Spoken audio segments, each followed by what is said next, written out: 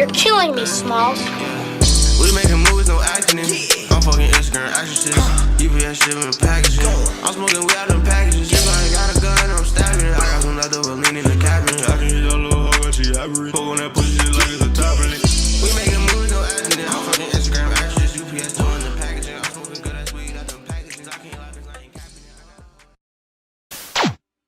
it. Welcome back to the DNA Podcast. It's your boy D. It's your boy Antonio. Let's get to it. This week we're going to talk about villains in media.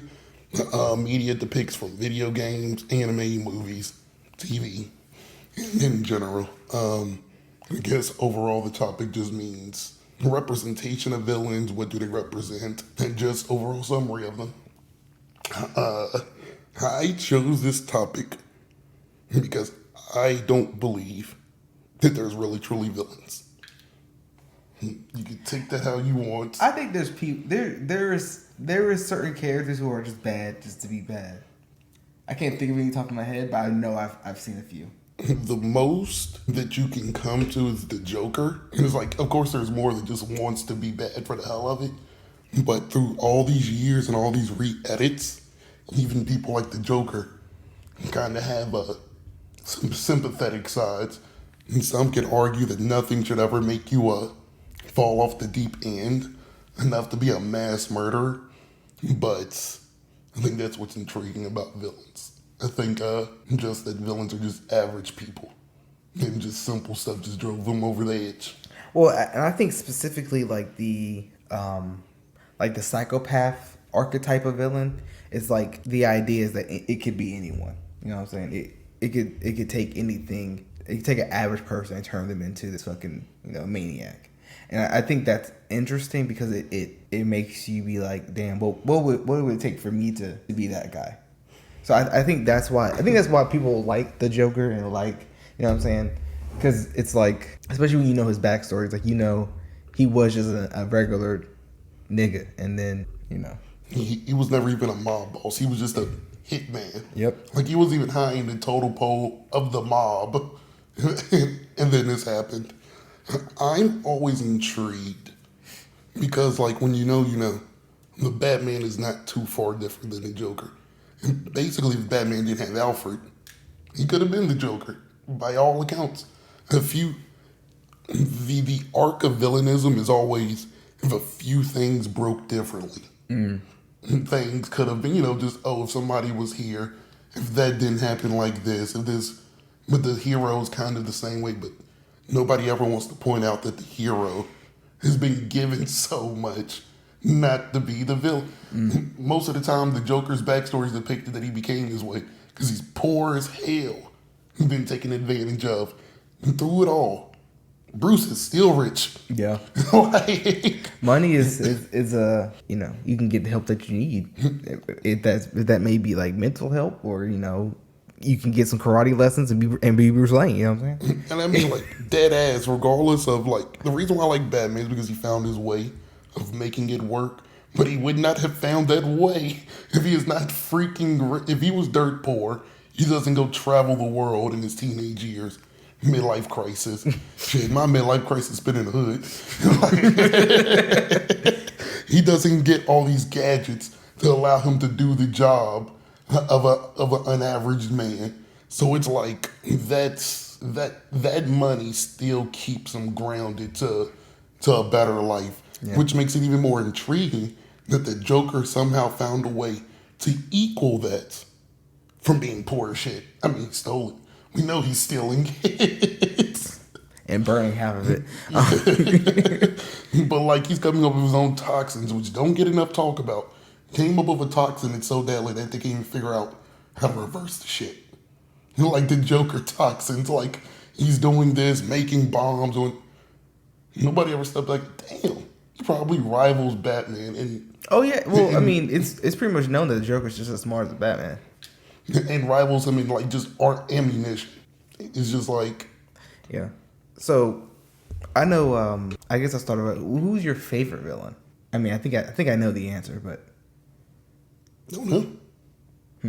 I really can't tell you. It's easy for me to pick a hero because I don't side with them.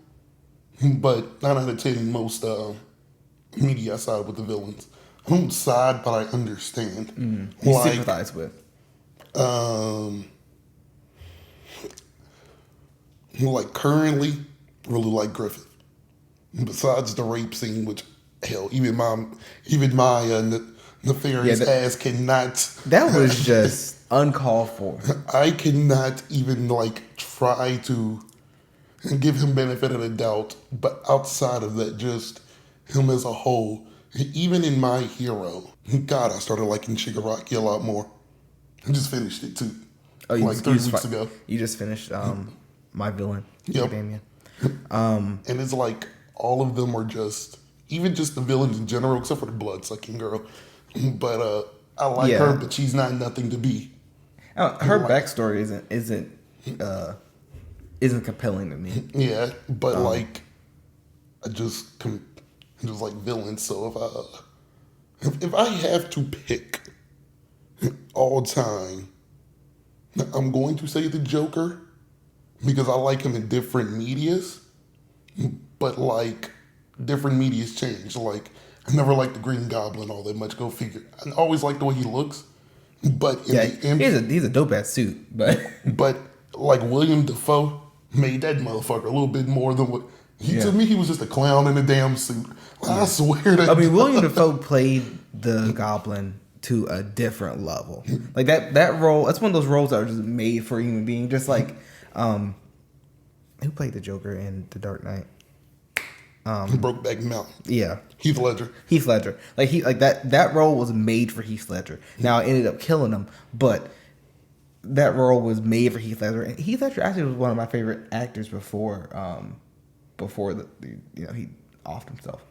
Fun fact. I'm not gonna hold you. Didn't know him. Like I didn't even know he was in Brokeback Mountain until somebody. Was Yeah, like, I didn't know that about him until after someone had brought it up. But one of my favorite movies, and I think it's more nostalgia than actually being a really great movie, is A Knight's Tale.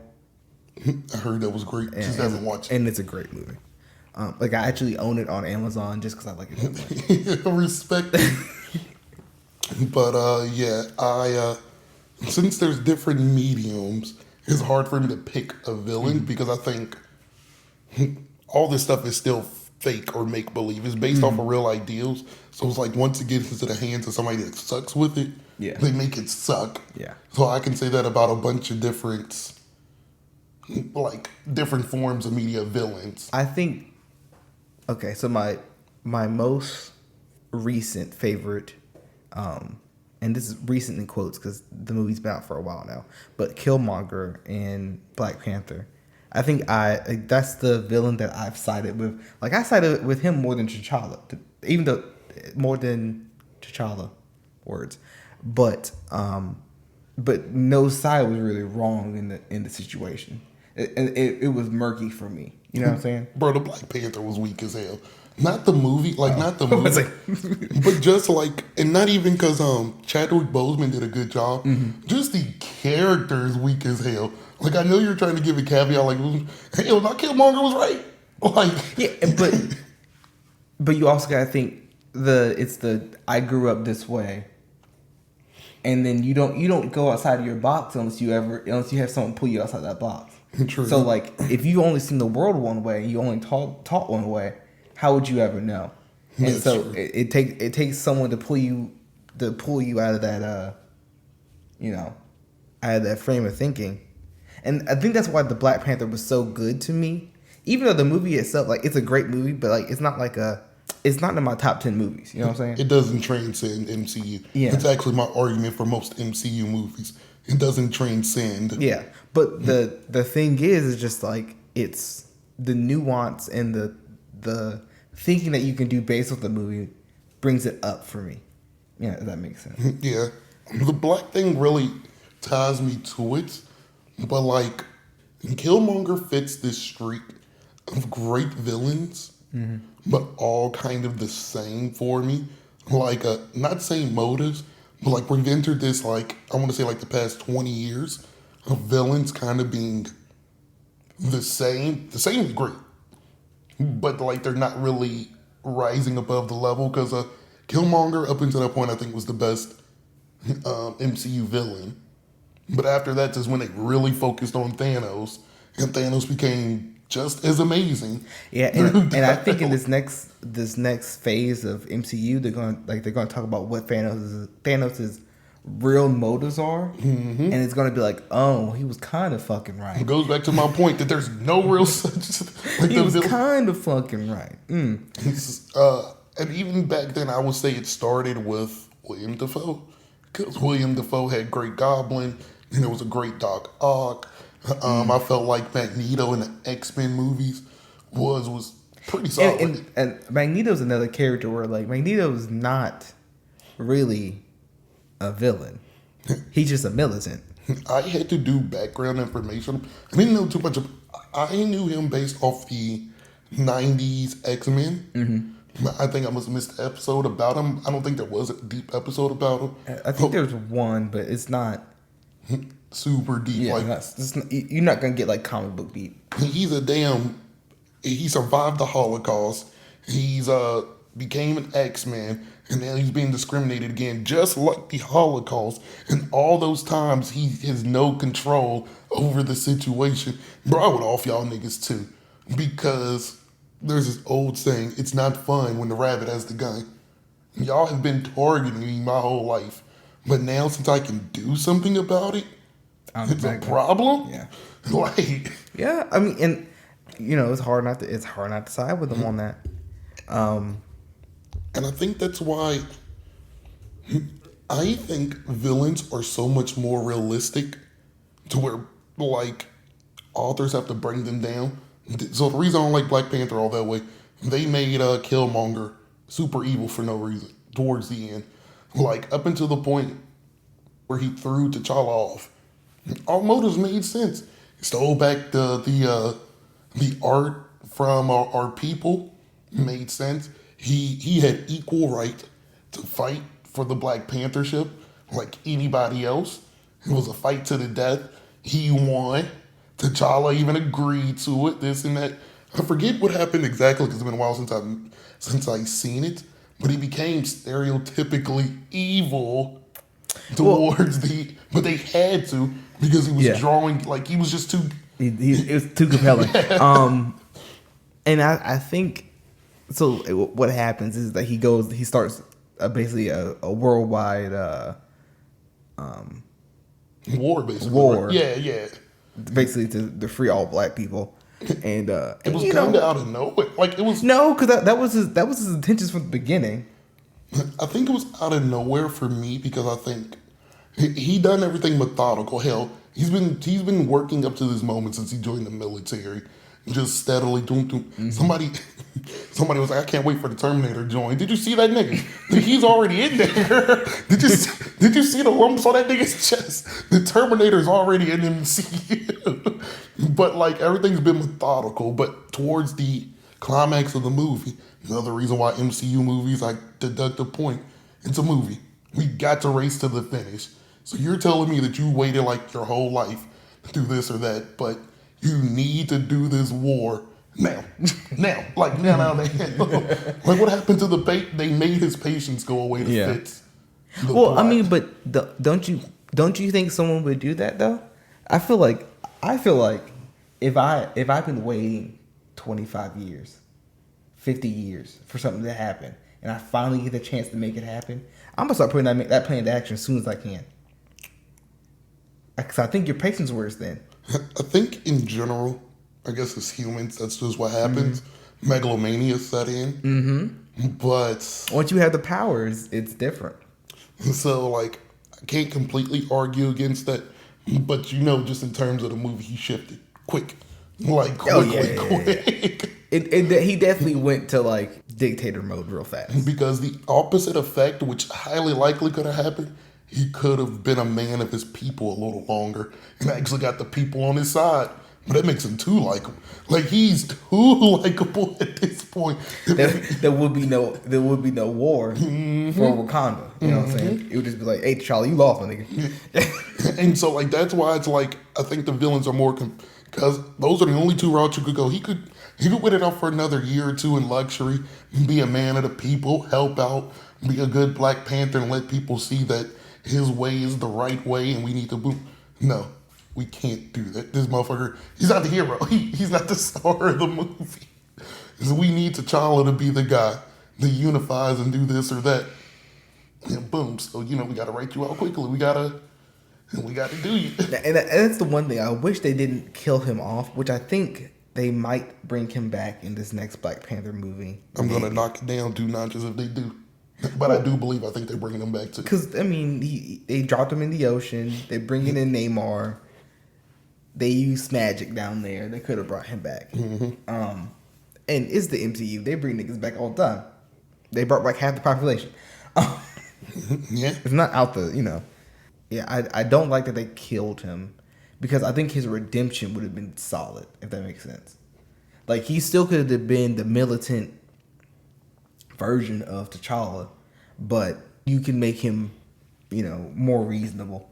I'm not gonna lie to you. I hate villain redemption arcs. I hate that. Well, but the very specific thing about Killmonger is that he's not really a villain. True. He's a villain by circumstance. I could make a great case to my point originally. All villains are villains of circumstance. And the reason why I hate redemption arcs, I hate the idea that you can spit and throw shit at me for years. I get mad, act a fool, I'm the bad guy. But then I see, oh, yeah, it was only certain people throwing shit and spitting at me. And then maybe not everybody is right. I mean, maybe not everybody is evil. Maybe not everybody good either, goddammit. Like, I hate that shit. I hate that there's years of quantum evidence on Killmonger's side, but then somehow he flips. Like, he has clear evidence of being screwed repeatedly. But we give him this arc and then he joins the other side and it's like, oh yeah, y'all are good guys. Fuck all the people that screwed me and the people that's gonna screw me in the future. Well, I think it can be done where it's not like that. You know what I'm saying? Where he helps when he wants to help. He helps people that he wants to help, but it is not necessary to start wars. You know what I'm saying? You could be both. You could be UD. It's an option. You know that, right? I don't got power and influence. Yeah, exactly. You don't start wars, but Boy, we'll never know. Man, if I ever command the army, we might see how this slavery score gets settled. I fucking hate you. It's an ongoing score. We'll see how this racism score ends, goddammit. I remember we had a conversation a while back, and I remember you telling me that you don't like the likable villain trope. That's kind of been a thing lately. If you write them and they end up likable, that's one thing. Mm-hmm. But I think that's also part of the age we're in that I described. I think they're specifically writing villains to be liked, to cause that effect in your mind of, ooh. You kind of got a point. I don't know who I want to win. It's starting to wear thin on me because it's like, bro, it's kind of a trope now. Yeah. Yeah. Fun fact, the Green Goblin thing I'm retrospectively adding, because when I watched it, I was 6 or 7 when I watched Stupid Kid. I didn't think he ever made any type of points ever. I just rewatched all the Spider-Man movies like 3 days ago. The third one's ass. I did not know Norman Osborn was being screwed he got so fucked. thoroughly. Yeah, he got fucked. Like, he used the serum because he was about to go bankrupt because they're not giving him enough time to perfect it. And like, he said words that is so true. And it's like, this is the reason why villains are villains. They find you amusing for a little bit, but then they always turn on you. Because the one thing that people like to see their heroes do more, man, I can't remember that word, is to see them fail. And when you fail something, but it's like, that's the truth. Like any villain, every heroes go through this arc because it's just real of civilization turning on them. Boo, take your mask off. Burn him, do this and that. Is he really a hero? Even though I've almost lost my life countless times. Yeah. I mean, and you see that with Spider-Man. You know what I'm saying? Like, Spider-Man is the perfect example of, like, he has done nothing wrong for the most part. Mm-hmm. And, he's killed a few people, but never on purpose. But J. Jonah Jameson, not even a villain. I don't even put Jonah Jameson as a villain. But he's convinced a great population of people just to hate him. Yeah, it's kind of it's like what the fuck. So do you like the trope of the good guy that slowly turns into a villain? Like, you've seen No Way Home, right? How Andrew Garfield was telling like how he started to like not hold back his punches. He started killing the villains and stuff. He stopped giving a fuck. And I kind of like that trope. That actually it made me like Andrew Garfield more as a character, even though we didn't see it in screen, but it made his character more interesting. They retroactively fixed Andrew Garfield, of course. Yeah. They took all the fans like hatred towards him and put it in the movie and just made him more sympathetic. Hate that too, you ain't manipulate my dumb ass. Well, my thing is a little bit off topic, but the Amazing Spider-Man movies were only bad because Andrew Garfield played a pretty good Spider-Man. I'm not gonna hold you. He wasn't bad, but one, he didn't have that look. Yeah. I don't think he had the look of Peter Parker. And he was too charismatic. And I know that is so stupid, but Peter Parker's not charismatic for shit. So he didn't play a bad Spider-Man to me. I think the writing of that movie is just a bad writing. Don't get me wrong, that is too. Do you know who he could have played and who would have been perfect? What? If he would have played Human Torch. No, I don't think he's cool enough to be Human Torch. You don't think so? Human Torch would be way cooler. So maybe he was just too cool to play Peter Parker. He was too cool to play Peter Parker, not cool enough to be Human Torch. Okay, because I was about to say he came off cool, so it was like if he was just cool enough to be Human Torch, he would have. But I agree. I kind of see what you're saying. He's not that. Yeah, cool. because like Human Torch is like he'd be like jock vibes. Yeah, he's like he is the cool kid on the block, and Andrew Garfield's not that. Nah, I'm not gonna hold you. It's hard to find people like that. But to your question, I don't think it's ever been done right. I've been clamoring for a franchise like that because imagine this, and some games have done this well. Imagine you have one or two movies, hell, maybe even three. You follow this guy. He's had every opportunity to turn evil, but he doesn't.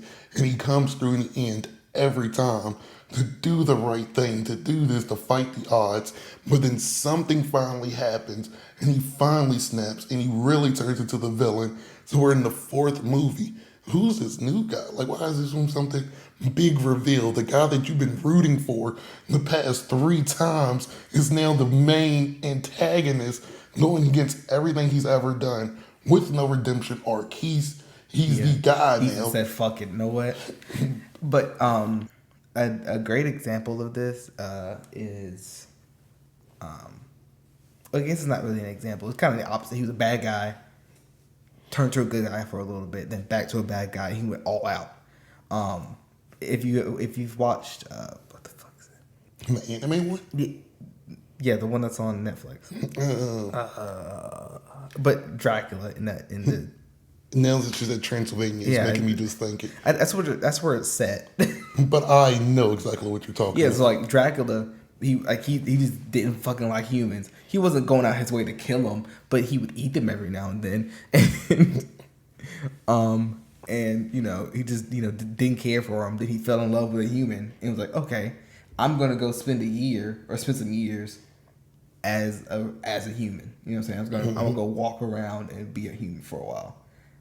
And then they kill his fucking wife and burn her at the stake. That's probably the most horrific way to die ever. See, so he said, okay. That's compelling stuff. Or like, I was like, I get it. And it takes, for you to do that, and I see why a movie wouldn't do it, you need courage of your conviction. It's going to be lambasted. People are going to hate it because if you're able to even get to 3 movies, they must really love the character. So for you to flip it in any type of way, it will be heavily criticized. So you will need courage of your conviction to keep going through. But it would be such a out the norm that I would think would be a game changer. And I think it would be really good. And I've just always thought of that. Something that came close. It didn't come close, but it did it. But it got scared at the end when Vegeta went over to Majin Vegeta with Vegeta. And it's like, it wasn't enough burn, it wasn't enough build, because we know that's what Dragon Ball Z does. That's why I'm even more critical when it comes to Dragon Ball Z. They have some of the greatest ideas ever, but rush them. Even Vegeta's reasoning for giving in. Not mad. I don't remember why he turned to Majin Vegeta. It's been a while since I watched that arc. He used to be Prince of all Saiyans. He used to rule over a whole army. He used to be vicious. He used to have all his way, this and that. But now he has a wife. He has a kid. He feels like he's lost his way. He's while losing his way, Goku and his son has surpassed him and made him feel inferior with Cell. And Vegeta secretly knows that Gohan is much stronger than him. But up until that point, look at what this is amounted to. You don't train. You don't do this or that. Look at you. Like, all this untapped skill, but yet you're going to school. You're doing this, you're doing that. And then there's Vegeta that trains daily and still can't overcome that little shit ass kid daily. And even, like, that's the worst. Can't overcome his damn dad, who he still looks as a low-class warrior, and it just doesn't make sense why he just can't jump that hurdle. Everything he does is after them.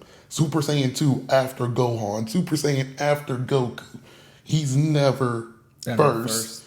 I don't think he's still ever been first. Nope. Like, well, they are giving him his own transformation now. So and imagine that still feeds into the point of he needs his own thing, and it still is not stronger than Goku's own thing. It's kind of on.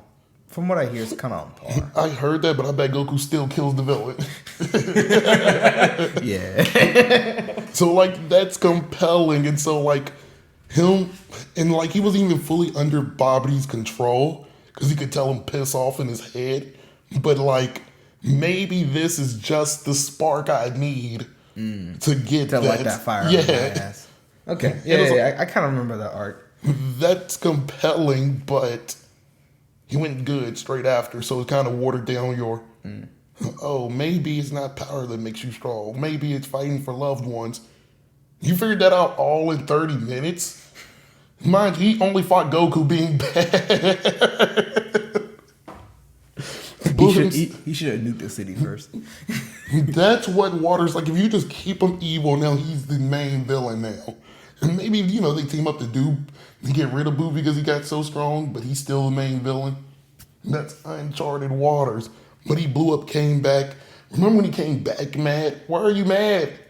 You're not evil no more, so are you just being mad for a front? Yeah. But I think that what made Vegeta, I won't say likable, but like one of his character things is like Vegeta puts on this tough guy act, but we all know Vegeta's a big fucking softie. Now, but like in Namek, Namek is when his peak. I liked him. Oh, we couldn't really tell what the fuck was going. I think even on Namek, the framework was there. Like he was more ruthless than he is now, of course. Mm-hmm. But he also was not. He also would have done things for the greater good. Now, hopefully, those greater goods would have been in his favor.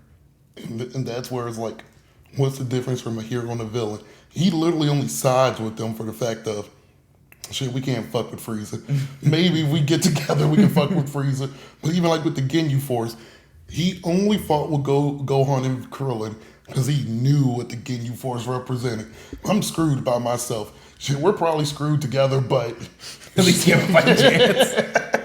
Maybe we can take two of them to the other side. But like that comes into fruition again when Goku talks about the Ginyu Force, right? And Ginyu and Jace comes back. The very moment he gets, Vegeta bails out on him. Because if he doesn't bail out, Ginyu probably don't have the chance to take Goku's body. Like, all this is mute. If Goku and Vegeta versus the two of them. No. The first chance it was advantageous. Shit, you got this. Don't know if you do, but you gonna give me enough time to do my shit.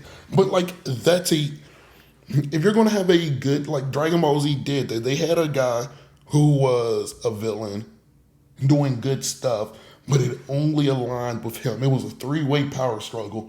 Z fighters wanted to bring their people back. Krillin, Frieza wanted immortality. Vegeta wanted immortality. It was a rat race to see who could get to the Dragon Balls first. Now, it's bullshit when you realize that the other two can do shit with them without a Namekian. that the Z Fighters had, so they were kind of screwed if they got that shit first. But Well, I mean, they could have finally making.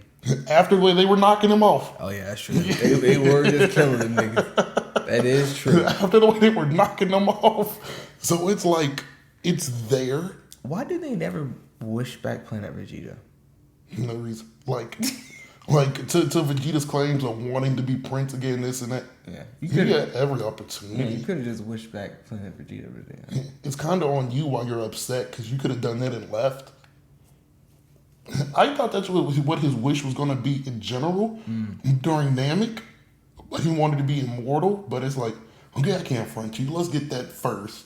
And then I might wish my folks back. Yeah, because it do be so good if I wish them back and then I can't go protect them or whatever. I was about to say, imagine this. That's him being kind of a hero and wishing for immortality so he can actually protect his planet this time, but he's just never revisited for shit. Yeah.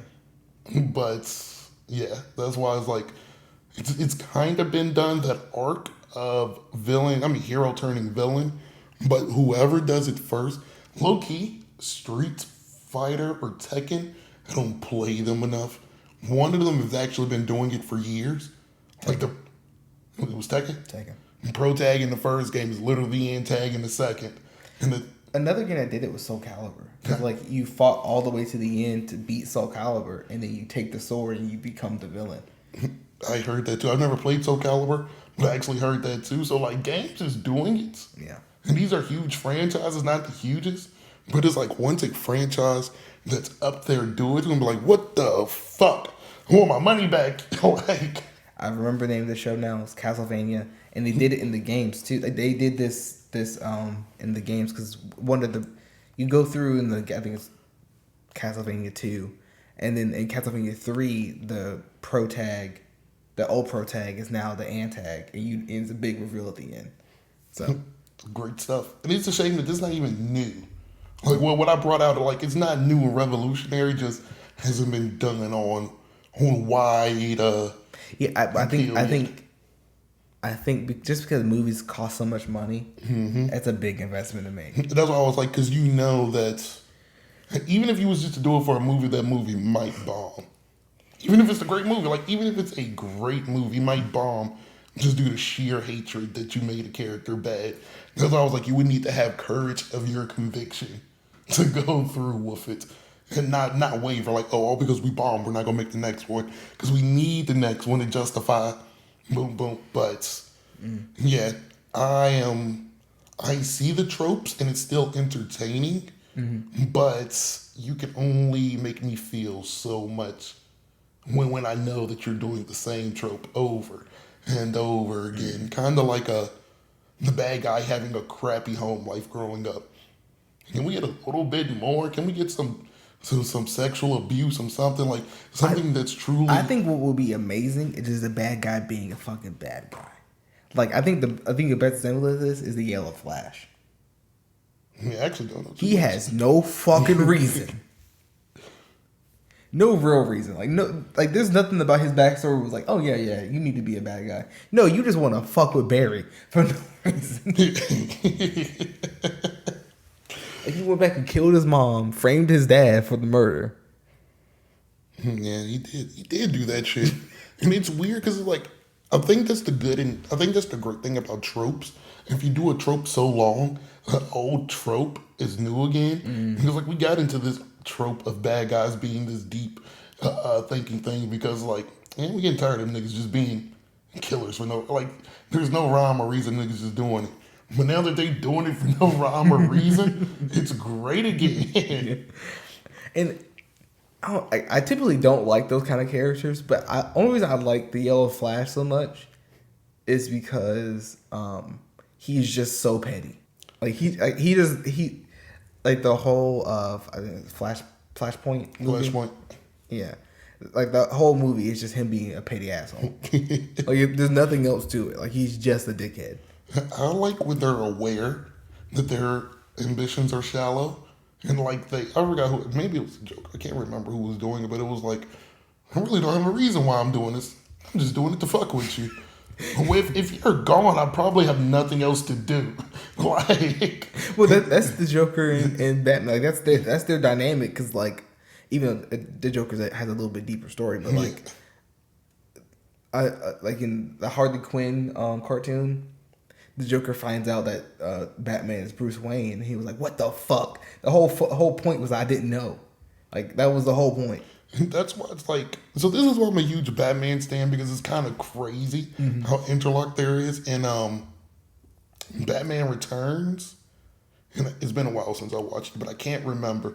Something happened to where the Joker was just uninterested in committing crimes. I don't know if the Batman fake died saving something, or his identity got revealed. But like the Joker went into just a state of shock for like 30 years. He didn't do anything just because it was uninteresting to him. Like it just did not move him to do anything anymore. But then the Batman returned and he snapped out of it and became even gruesome than ever. Like this is the one where he like Joker cracks his own neck, which ironically was in the Tunnel of Love. Go figure. I remember this. Yeah, I remember that scene. Yeah. Yep. And so it's just like I like the dedication to just wanting to fuck with somebody. Even in Batman Beyond, it was explored in that Joker movie. Terry McGinnis started fucking with the Joker, letting him know like you were just messing with Bruce to get a laugh out of the guy that would never laugh. So you kept doing it, but Terry started laughing at him. He was pissed because deep down the Joker did not want to be laughed at. So like he kept fucking with the guy that would never laugh, and Batman does not laugh. There's actually a really powerful scene where the Joker and Batman are standing in the rain, and the Joker tells a joke. The last laugh. And Batman laughs, and it's like a really like it's like damn, you're all the same person. And it's ambiguous if he kills him or not, because in that same scene, like it started off as a comic, the laughs stop in the last scene. So it's up for people to like either said, oh yeah, the scene just ended and he stopped laughing, or Batman finally kills him and this is the climax, and that's why the laughing stops. The laughing signifies the end of like Batman sharing one last laugh with his guy before he has to off him. Like I'm aware of all these things. Like I talk so deep about the Joker, and I mean I guess somebody could fill the void, but I don't think Batman as a character would be as interesting. I don't think any character is interesting without their villain, because they're just niggas doing shit. Yeah, and I think that's why characters like trying to think of a character who doesn't have like Hawkwoman. You know what I'm saying? She doesn't have even Wonder Woman doesn't really have a villain that's like iconic to them. Like I guess there's actually villains who are iconic, specific for them. Yeah, like Ares is her. She she has daddy issues, and that's her father, and he's a bad guy. But like in like Huntress, I think is another one of her villains. But yeah. And I associate Darkseid with Wonder Woman, but that's Superman. Yeah, Superman's villain. Well, that's kind of their Thanos. Like that's kind of everybody's villain. No, so it's actually Superman's, but he's just became so grand. Okay. Like he started in Superman's comics, he was a Superman guy. But I guess my question to you is, touching on that subject, what makes a great villain? Like, why do some characters have that iconic villain, and then some characters have been around just as long? Just don't. I think number one, they have to be distinct, and like have something about them that makes them stick out, right? You just can't have a generic ass villain. You know what I'm saying? Like Doc Ock and Spider-Man, or Green Goblin and Spider-Man. Like they're very distinct. And like there's other Spider-Man villains like Rhino, Vulture, Sandman, Electro. Like they are all good villains, but they're not like directly tied. You know what I'm saying? Like as soon as I think of Spider-Man, I think of Green Goblin and Doc Ock. Immediately. For me, I think you were dancing around it, but didn't hit it exactly. This would be the exact opposite of the character. That's the only way it works. It has to either be the exact opposite or the mirror direct, because Batman and Joker direct mirrors. All Might, one for all, direct opposites. Spider-Man, Green Goblin, exact opposites. Superman and Darkseid, exact opposites. Hell, if you want to say Bizarro or Lex Luger, it's still the exact opposites of Superman. Now, the definition of exact opposite is different. Yeah. But, yeah, Green Lantern and Sinestro, exact opposite. They need to synergize with your hero. It can't just be they were bad and the hero met them. It needs to somehow. Yeah, you have to have a reason for one character to be good and one character to be bad, and I argue the reason has to be the same. I argue that they have to be an intertwined battle of basically without one, the other doesn't exist. Now, some of those I mentioned is kind of not like that, but it's still for the same reason why one does it is the same reason why the other does it. I mean, but that's just like Sinestro, like, the Green Lantern is like hope, right? That's what it means, or right? Yeah, something like that. Yeah, and then Sinestro is Sphere. So like they're directly opposites, but they both come from the same place. Of like We talked about it a lot, but something that I've like recently discovered: Batman and the Joker are exactly the same. Because how do they get what they want through fear?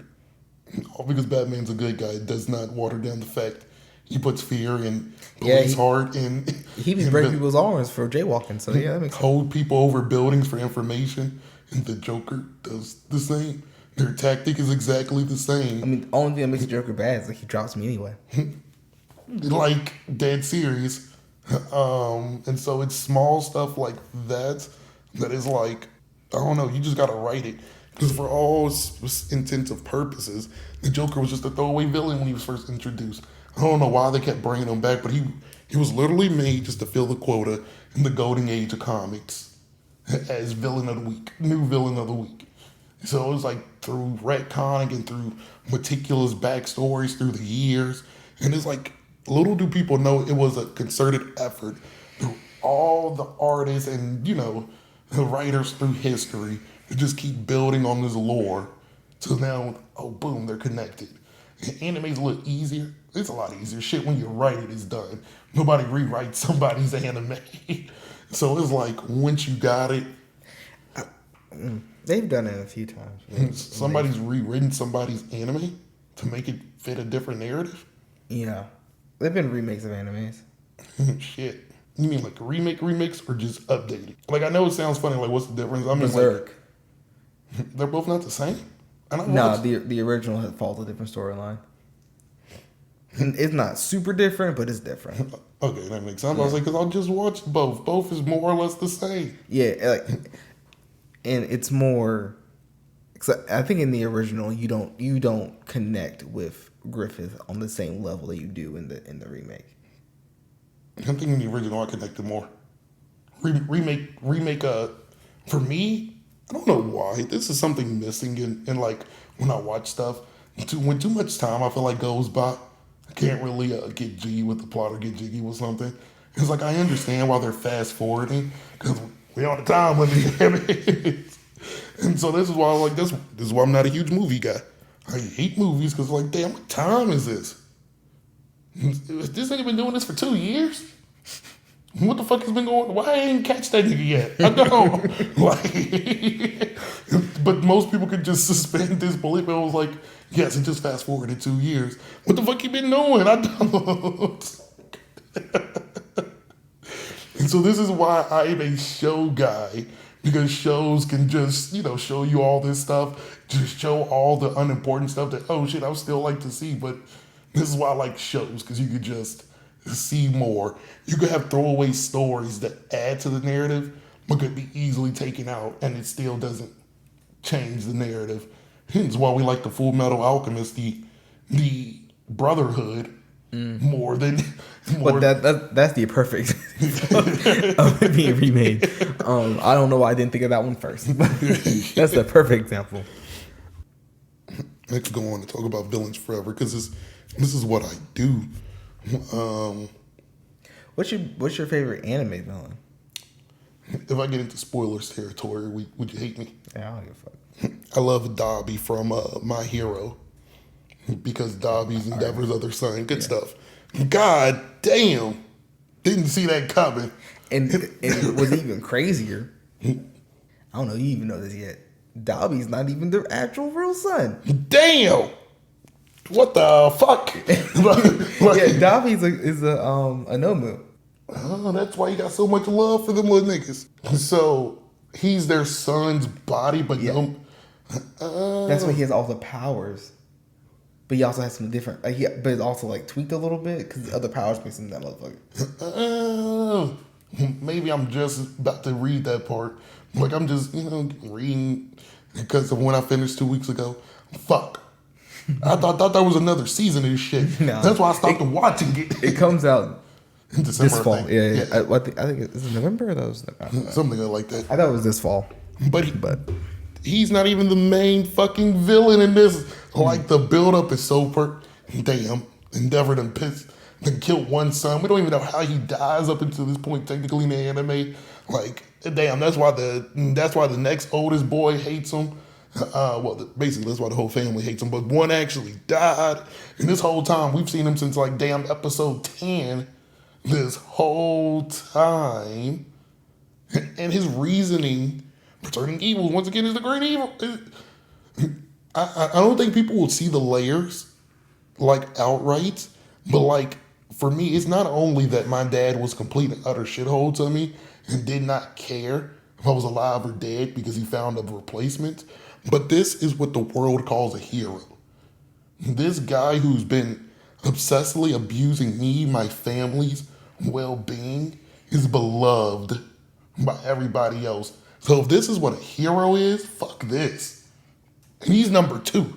Like he's the number 2 hero at this point. Fuck this.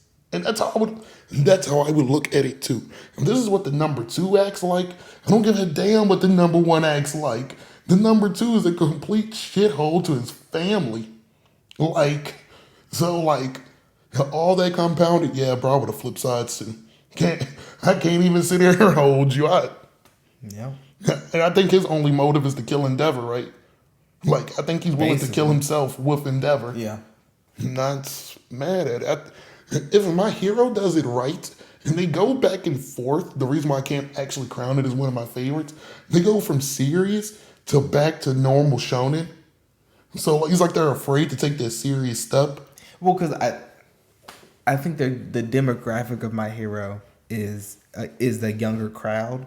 So if it was a more serious anime like a Berserk, even like a Fullmetal Alchemist, where it has a more serious tone the whole way through, yeah, they could take that route. Makes sense. But because it's more targeted towards the teenage, yeah, 12, 13. You can't get away with that shit. I guess so. I was about to say, like, the All Might not dying thing still gets me. 'Cause I don't even know why, like, I don't know why he lived, but at the same time now, like, after watching the anime, so was he ever in jeopardy of dying? Was he gonna commit suicide? Nigga, I thought you had a heart condition or some shit that was killing you. Like that's something that I just So I actually thought he was gonna die after what name that city? The fight in Shin Nagami. Am I making that up? Fight somewhere, like goddamn.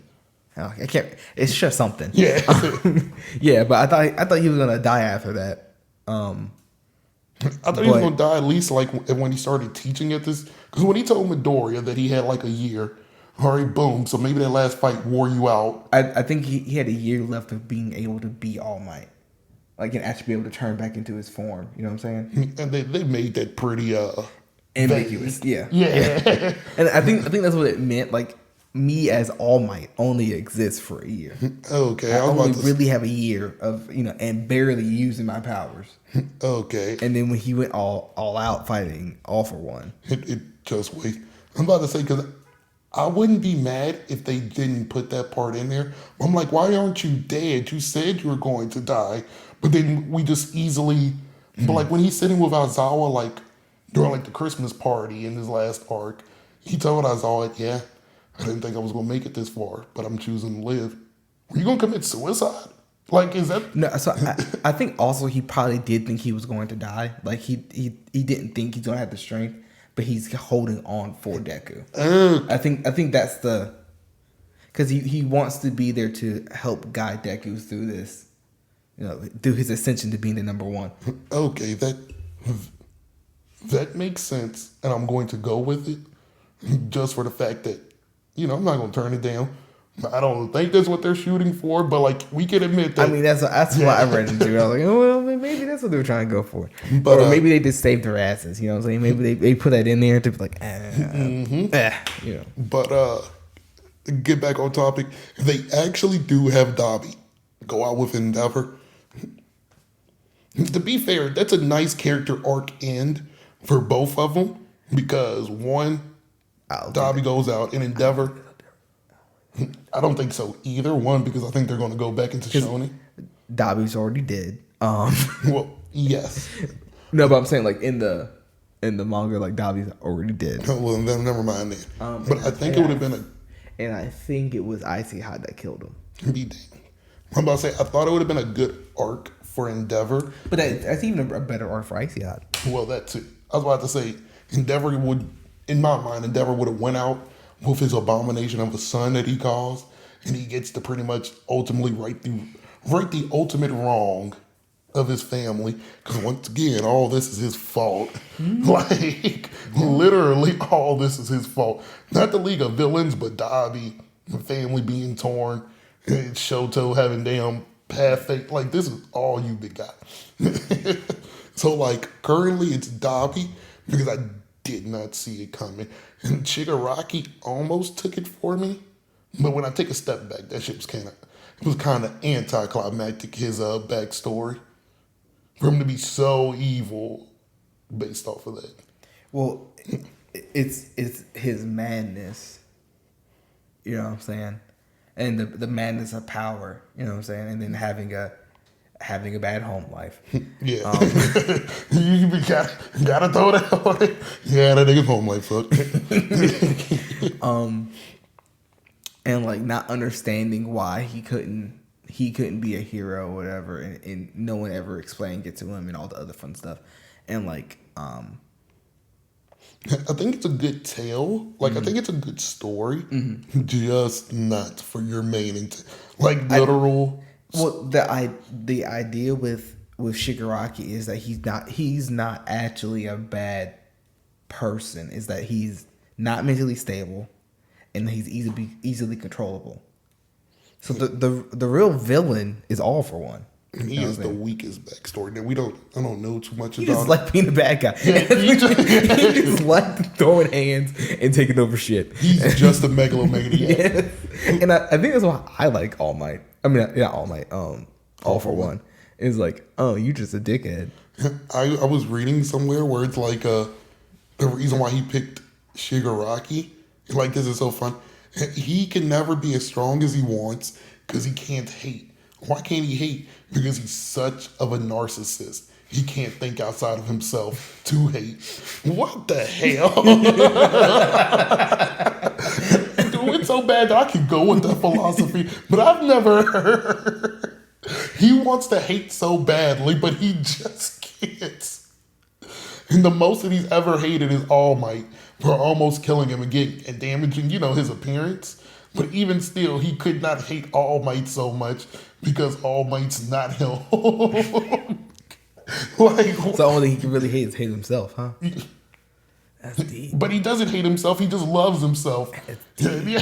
That's deep. But he wants to take over Shigaraki because he hopes that he'd be able to get that last little bit of hate, which actually is not going to work. And this is why I love Megalomaniac, because once you take him over, you're just going to be you and his body. I think the only way you can make it work if you share 50-50 split, but you're a Megamaniac, you're never gonna let that happen. Yep. And that's what they're facing now while they're in that body.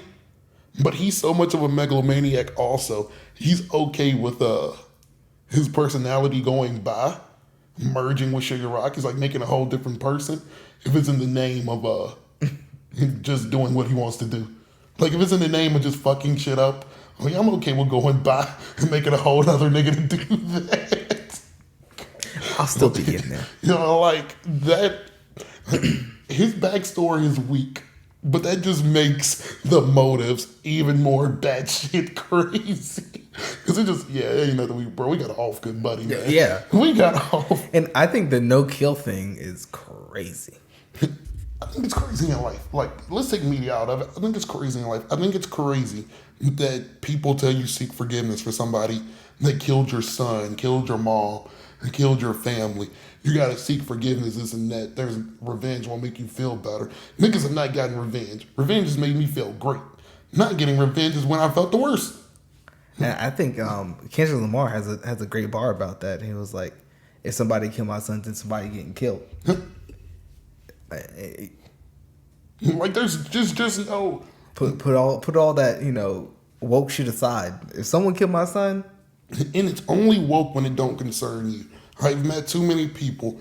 I would bet my life that even the most conscious person, even the most spiritual person, if I abused and then killed the person they love the most, they would want my head on a platter. They would not just, let God deal with it. No, you would not. You only are that way when it does not involve you. yep, you want your pound of flesh. Yeah. When it's something that directly affects you, fuck all. What happened to the holy beliefs? You told good buddy who lost his mom a month ago, pray about it. Go pray about it. But that's insensitive. It's insensitive to me to tell somebody to go pray about it when you're angry.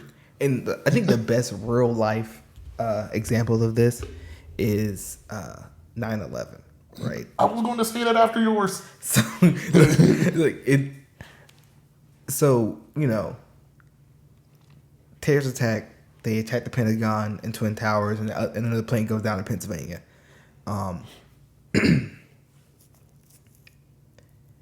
And America was so whipped up into a frenzy over getting our lick back that we went and invaded a country that had nothing to do with it. And people still to this day said it's justifiable. I can't let that go. I bring that up every time an old person try to talk crazy about my generation. It's like, y'all went and invaded a country that had nothing to do with it. Y'all knew it was a lie, and y'all went along with it. And you knew the country that actually set y'all up. You knew that Saudi Arabia actually set y'all up. Mm-hmm. But y'all still went and invaded Iraq. Crazy. I feel, and then you got mad at them for fighting back. And then the outpours of Americanism and heroism when Bin Laden was pronounced dead. It was like America had a party like it was July 4th. I thought revenge wasn't what we were seeking. I thought revenge isn't what you want in this world. But because, he did it to America and something different. Somebody kills my homeboy, I just got to let that shit slide. And we just killed another person that was a part of the plan. Yep. And how they killed him is insane. They have a missile that has razor blades on it, and they sent that shit through the window and put his body across the room. You know what's funny, like doing all that when it's like, bro, you could have just blew the missile up. Well, the idea of that missile is that it won't affect anybody else in the facility. So it's actually a pretty, I don't want to say safe, but safe. They were thinking of others. Yeah, actually. Yeah. It's better than a regular Tomahawk missile. Yeah. Okay. I was about to say But they put that bitch through a window and cut him into sashimi. And these reasons, I only like Batman's no kill rule just because it makes the hero more. If you're going to do it, do it. You know me, I hate people of fake convictions. I hate people who say stuff and it just sounds good. Like, brush your teeth, make sure you eat your vitamins and say your prayers. Yeah, okay, get the fuck out of my face. The people who follow through with it, how can and I don't agree with Batman's no kill rule. As I just point out in life, bro, I'm smoking good, but I talk about it. Especially after he kills Dick Grayson. Bro, I tell people you gotta smoke him now. I couldn't be a rapper Because the second niggas start talking about smoking on my whoop, bro, I'm smoking them niggas. It might be in cold blood. Like, it might be during the day on camera. And some, like, I'm smoking them. And it ain't gonna be no fun. It ain't gonna be, like, I'm hitting everybody out there. Everybody, whatever, such and such mom. Such and such mom out there, they getting hit too. I'm hitting every damn person that's out there. And I'm gonna give a rebuttal to your violence rule. Violence only puts more violence, I'm okay with that. and blood only brings more blood. So I'm gonna get mine back in blood. That's true, and that's why I don't judge in real life. It's like what people consider senseless violence. Like, oh, this was the cousin of such and such, and he had no parts in it. He really have no parts in it because my cousin had no parts in it when his cousin smoked him for no reason. So once again, I'm supposed to let that go. I'm supposed to be the bigger man and just. Yeah, well, I think there are some examples of people having no parts in it. You know what I'm saying? There is times where like it is the little cousin who isn't in the streets yet, who isn't living that life yet, or like and they get smoked. I can understand the thought of, because this is also why like I don't like cowardness. Don't go into hiding after you were just big bad wolf, because everybody knows the rules. If you go hiding, I'm gonna take people from you until you come out from hiding. I'm gonna smoke you out, basically. And it's like, I understand that. Is he supposed to hide or, flee the country, do whatever, and that just be the end of it? Like, I guess, once again, people who don't really stand on their own convictions will say, yes, you can't get him, so what's the point? The point is for me to feel better. The point is to get revenge in my homeboy's honor. Like, that's the point. And it's like, I'm not going to sit here and say that that's a world that's, they're like, this isn't utopia, this or that. But I don't believe there is no utopia. This is the circle of violence that we're just in. And it's never, it could end, but somebody's always going to get wronged. And somebody's going to get revenge when you get wronged. So, I just don't want people to get vilified.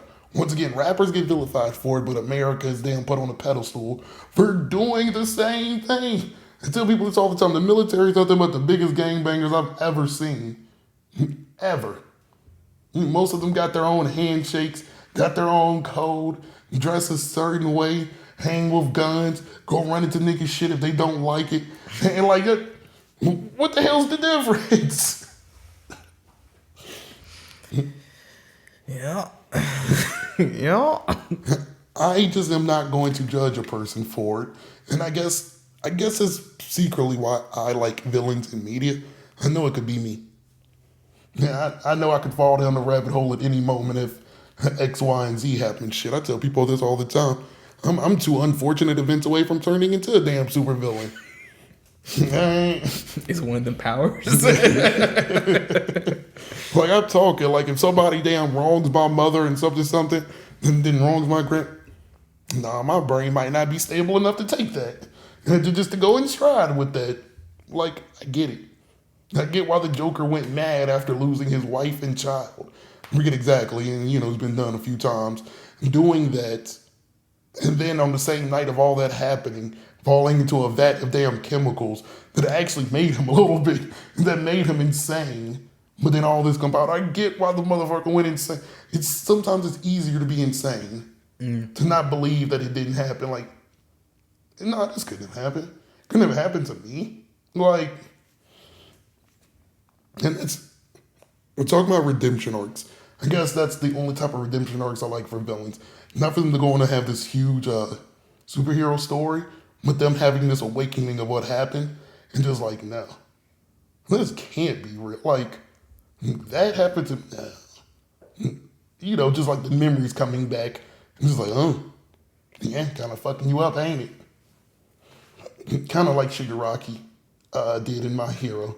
And it didn't make him a hero, just made him more of a villain once he unlocked it. Made his convictions actual conviction. Yeah. which waters down everything up to that point for me. Because I thought he knew that shit. I thought those was his convictions. No, my man's was just crazy before. My man's was just crazy. There was never a time that I didn't know that he did not know. There were some signs where because there was flashbacks and it was like, oh, these are his memories, and it was only up to a certain point. It was never in the backstory was only like, oh, he was homeless. True. I just thought the other stuff was just so ungodly traumatizing. That's why he blocked it out. Then I think that's why the big reveal of just, you have fucked up home life. And this wasn't as traumatizing. He accidentally murdered your whole family. Which goes back and forth because even when he tells the story, was it a complete accident or did he do it on purpose? It was kind of on purpose. Yeah. Well, his dad was definitely on purpose. Yeah. And once again, kind of agree with him. I mean, I guess full blood murder and family is kind of full. Yeah. But it's like, I understand in that moment, damn, sister did this shit. Then she flipped sides on me. Y'all are watching him abuse the shit out of me. Why aren't you helping? Why aren't you saying something? This and that. Now, don't try to reason now that I'm about to touch your life away. Don't try to reason with me now. We can talk. Should have talked then. And I think the grandparents are the real victims of this story. I think they're the real villains. They tried, but I think for the fact of the grandma being the hero and just letting all this slide. Well, not the dad's grandparents, but the mom's grandparents. Yeah, and she was dead by then. She didn't let it slide.